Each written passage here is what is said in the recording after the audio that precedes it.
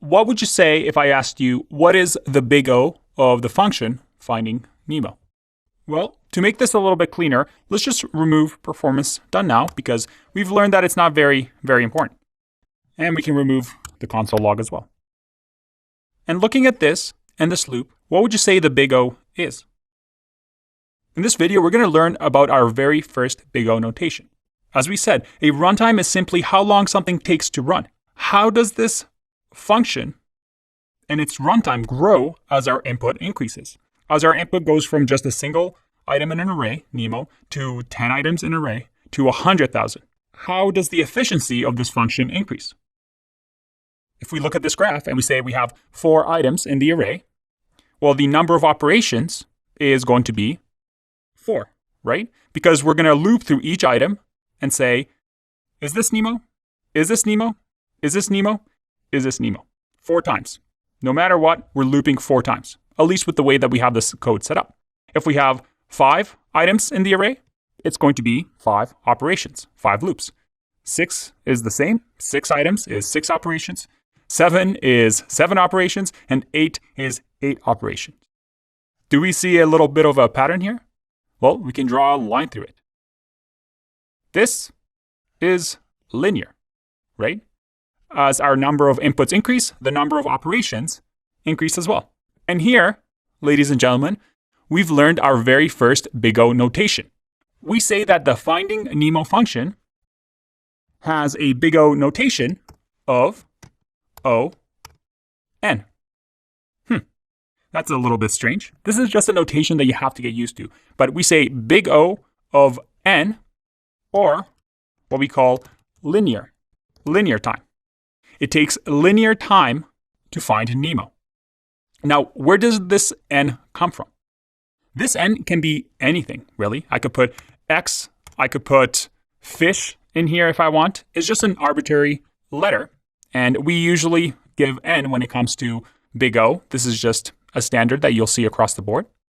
N simply means the big O depends on the number of inputs, the number of fish. So if we just had the Nemo array, this would just be 1. If we had the everyone array, this would be 10. And if we had the large array, it'll be 100,000. But as the inputs increase, you see that the number of operations increase linearly with it.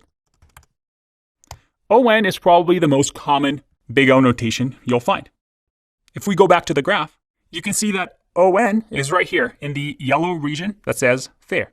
As the number of elements increase, you see that it's just a straight line. The number of operations increases by the same amount. Because keep this in mind, big O doesn't measure things in seconds. Instead, we're focusing on how quickly our runtime grows. We simply do this by using the size of the input, which we call n, or anything else that we want really, and compare it to the number of operations that increase. That's what scalability means. As things grow larger and larger, does it scale? So the find Nemo function is O of n, linear time. Another way to think about it is this. If we had a compression algorithm, let's say this function is this little compression, and the input is this little box. What's the big O notation of this function? Well, if we had one element, it will just compress one item. If we had multiple elements, again, we still have to run each box through the compression algorithm to compress the box. If we look at the function for the compress boxes, well, we're using the ES5 and ES6 syntax here, but we're essentially looping through each box. And in our case, we're just console logging it. But you can see here that all of these, all we're doing as the input increases, the number of boxes increases, the number of operations increase.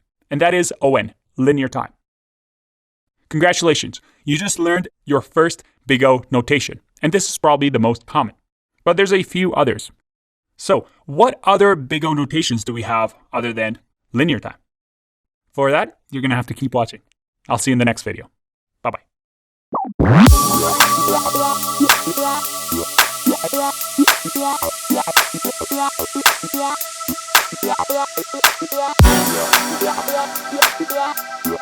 Yeah.